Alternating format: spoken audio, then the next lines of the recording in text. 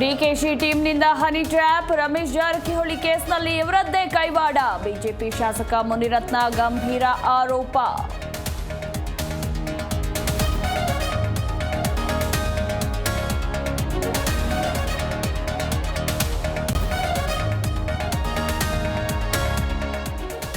ಶಾಸಕ ಮುನಿರತ್ನನೇ ದೊಡ್ಡ ಕೇಡಿ, ಅವನು ಡಿಕೆಶಿ ಮೇಲೆ ಆರೋಪ ಮಾಡ್ತಾನೆ. ಕಾಂಗ್ರೆಸ್ ಶಾಸಕ ಬೇಳೂರು ಗೋಪಾಲಕೃಷ್ಣ ಕಿಡಿ.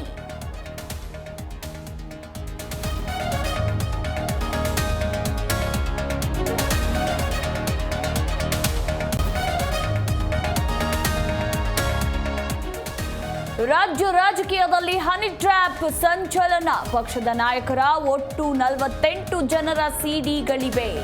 ಸಚಿವ ರಾಜಣ್ಣ ಸ್ಫೋಟಕ ಹೇಳಿಕೆ.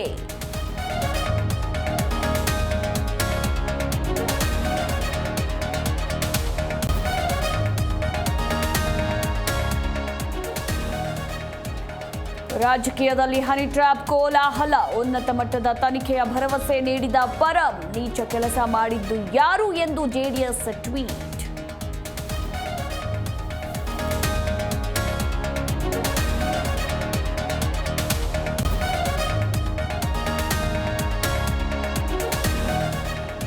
ಹನಿ ಟ್ರ್ಯಾಪ್ ನಡೆದಿದ್ರೆ ದೂರು ನೀಡ್ಲಿ, ಮಾಧ್ಯಮಗಳ ಮುಂದೆ ಮಾತನಾಡಿದ್ರೆ ಆಗುತ್ತಾ?